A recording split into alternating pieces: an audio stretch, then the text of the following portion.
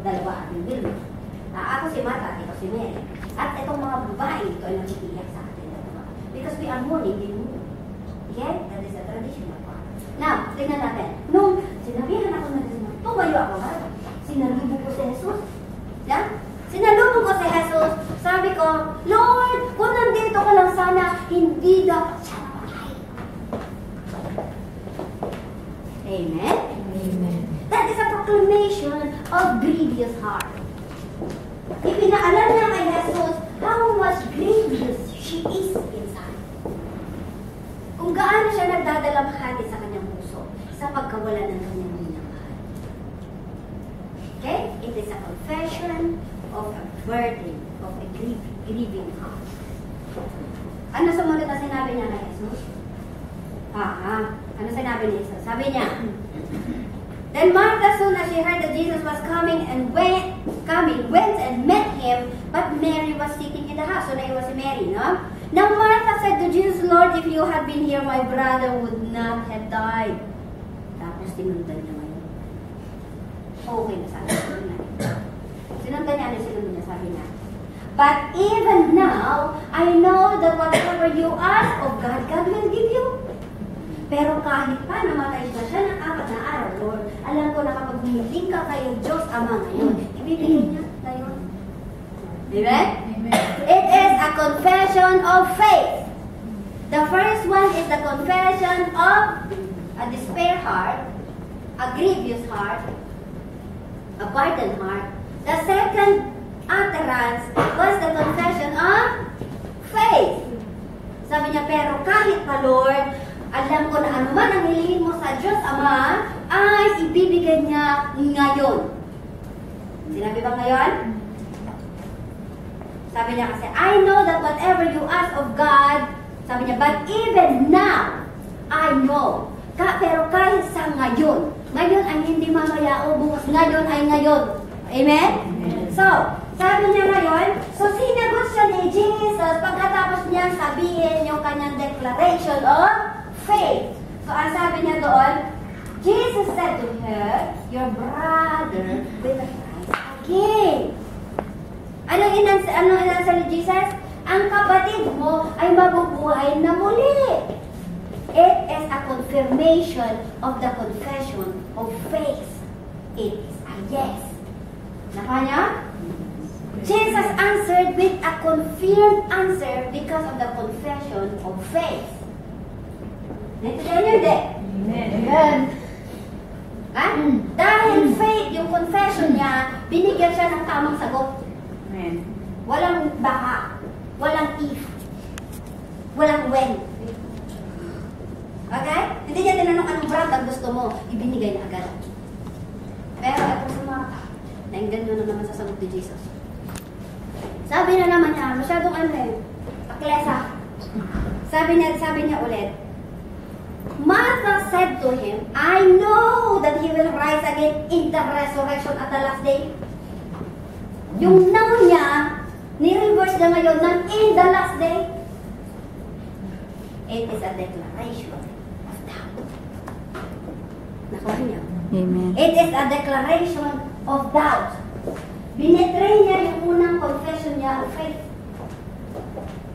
Lord, I believe in you. I know that your word is true. And then paglabas mo, pagharap mo sa problema mo, Lord, nasaan ka na ba? Hindi kita mahanapan. You declared your faith.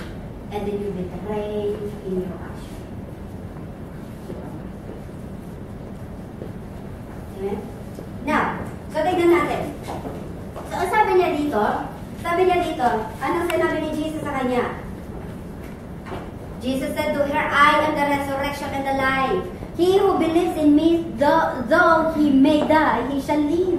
And whoever lives and believes in me shall never die. Do you believe this? Amen. Yung declaration ni Martha, the declaration of doubt, ay sinagot ngayon ni Jesus ng isang preaching. At ng isang parang. Do you believe this? A measurement. God measured the faith of Martha. Dahil nakita ng medyo shaky si Martha doon sa unang sinabi ni Jesus sa kanya, tinuruan niya ulit si Martha. Tsaka kanya tinanong, naniniwala ka ba? So, ibig sabihin, Jesus knows when your faith is shaky. Amen. So, meaning to say, Jesus knows, He can sense whether you are standing firm in your declaration of faith or not. Kaya, ang sinagot ni Jesus, tinuruan mo rin. Kaya kapag lagi kang ikaw ang tinuturuan, may problema ka sa iyo. Amen. Huwag ka maglukuhan. Amen?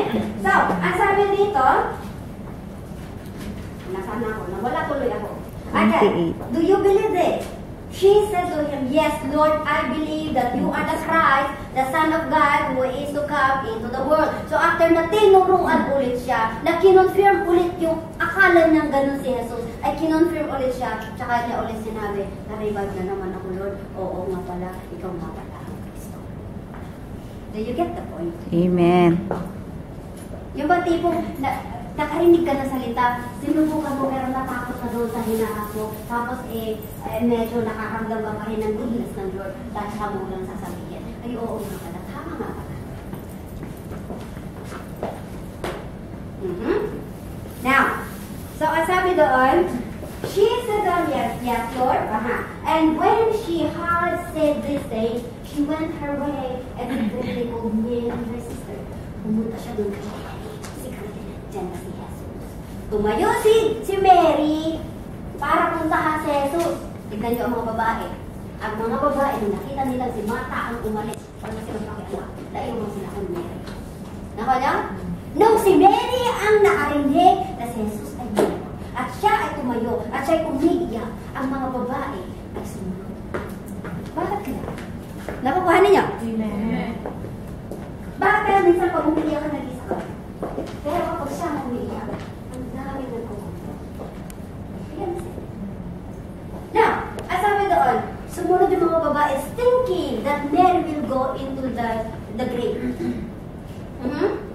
So, ito maganda. Tignan niyo mabuti ha. The teacher has come and is calling for you. See? Tinawag pa pala siya, pinatawag pala. Now, sabi niya, as soon as she heard that, she arose quickly and came to him. Now Jesus had not yet come into the town. Nasa daan pa lang siya kung saan siya ni Martha.